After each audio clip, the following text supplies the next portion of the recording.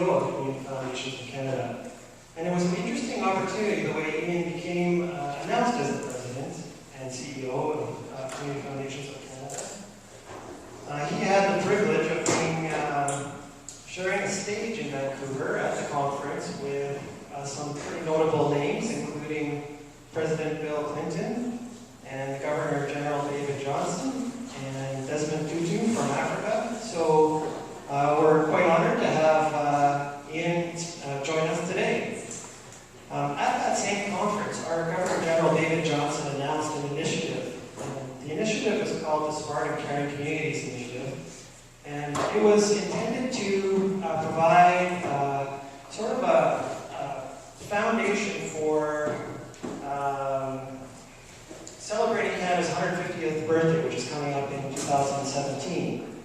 And our Governor General thought that the 180 plus community foundations would be a great platform for this initiative that Ian's going to talk about today, which is the Smart and Caring Communities Initiative. And we're sort of laying the groundwork for building that initiative and culminating in the 150th anniversary. So the Governor General, his vision was to build those smart, caring, and resilient communities from the ground on up. So thank you for coming and being part of that. Ian is an interesting fellow. He was a two-time Olympian in 1988 in Seoul and 2000 in Sydney in the sport of field hockey, which is quite a bit more popular in Vancouver, where Ian is from. Ian attended Handsworth Secondary School, which is near Grouse Mountain. Some of you might be familiar with that landmark, and now resides in Quebec. Please join me in welcoming Ian and give him a warm Kenora welcome. Thank you.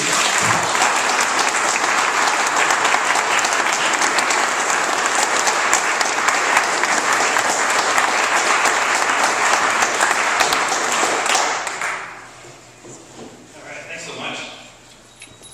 I've thought often about how beginning my very first day on the job, the Governor General of Canada, the former President of the United States, and Naomi Tutu was who spoke at our lunch hour. I thought, okay, this is the beginning. And pretty much darn sure it's like all downhill from here. But of course that hasn't been the case at all. It's been an absolute delight. And it feels like it's just rocketed by at a time.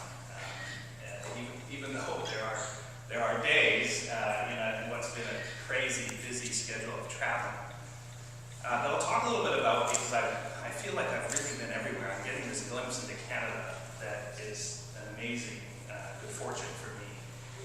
And in part it's because I'm trying to keep up with David Johnston. This is one amazing fellow, and he has a commitment to community like you do. He is sharp as a tack, and yet he has a common touch and an ability to connect with people where they are at and really value their contribution. And this is why I said whatever he asks us to do, we're going to do it. And we will, with him, I think, make a major difference in the country. So I'll talk more about that. But first, I want to do two key things. I want to say congratulations. And tonight we'll really celebrate, but there's a huge thing that's happening here today around this Community Foundation's contribution. And there's a number of people that are here that were critical to the beginning of that. And really making this an anchor institution, something that will be here forever. Right? Provide a common place and a gathering of people that want to make fundamental difference in their own way, at their own pace, through their contributions, sure, but through participating in events like this. I was on the radio this morning, and I was making that happen. And then I was over at the rec center, and someone's here from the rec center. And it was like, there she is. No, I want to show you around, and I hope to get to the museum. But it's all these contributions in a sense of welcoming environment that I know the Community Foundation is a key part of. Dale and family offered a particular welcome. Again, you should drive by. Hey, motel, there's my sign. My name's up there in lights, and this warm welcome in the place, and one of the founders of the Community Foundation, just amazing. Then the other thing I want to say is I feel like I'm getting directions from the back to do something. Am I up? Flip the switch up. It just needs to be up closer to my mouth, yeah. But I was going to say, I feel like I'm at home, okay? I grew up in Vancouver, but I spent most of my time at the cabin, not the camp or the cottage, but the cabin. We can break that down, anywhere you are in the country. We would go to the cabin on Salt Spring Island, and it's one of the Gulf Islands between Victoria, Vancouver Island, and the mainland. And as I say, everywhere you turn on Salt Spring, there's water. And that's what it's like coming here. Drive into town, you turn, there's more water. Drive a little further, oh, there's more water. And the rock, and just then the feeling of the people, eh?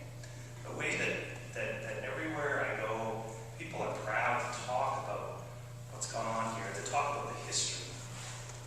So I had dinner last night with some friends at the foundation, a few folks on the board, Don, Randy, and others, and so I got to understand a little bit of the story of this place. And again, it makes me feel an awful lot like home. A part of it is that people are grounded in this place like they're grounded in Salt Spring Island, in the island, right? That people know where they've come from, they have a sense of what it means to be from here, and as a result, they want to contribute.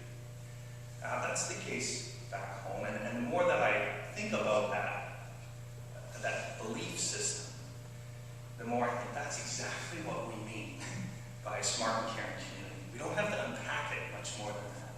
We care about this place, and then we want to be smart in how we make a difference. And they're going to be smart because we understand who we are, we understand our history, we understand the challenges, we know our neighbors, and that comes from somewhere. So we did a little bit of digging around to say, what's this place like, before I came, and I was struck by a few stories that I just thought, these are smart and caring examples. This is the kind of thing that someday I think the Governor General will come here and he'll talk about it. But there was one that I learned about that I thought was particularly caring. And when the people in the 1860s were gathering here, there was a tradition of the calling days. People know about the calling days? Maybe not. Okay. Don, the historian, you let me down here. What the heck? So on the second and fourth Thursday, depending which neighborhood you were in, you either stayed at home or you went out with the call. And you would go, you'd visit your neighbors, you'd knock on the door, you'd be welcomed in, if you were welcomed in, and there would be tea and cookies and such. And then as the day progressed, I think tea was put away and something else came out of it, because the historian Lori Nelson at the museum here has written about how the key thing to this whole thing was that we walked from place to place, and as she said, sometimes people didn't quite make it home. But you cared for one another, you welcomed me into your homes, and I live in a small town about half the size of this now, but I work in the city. I'm from the city.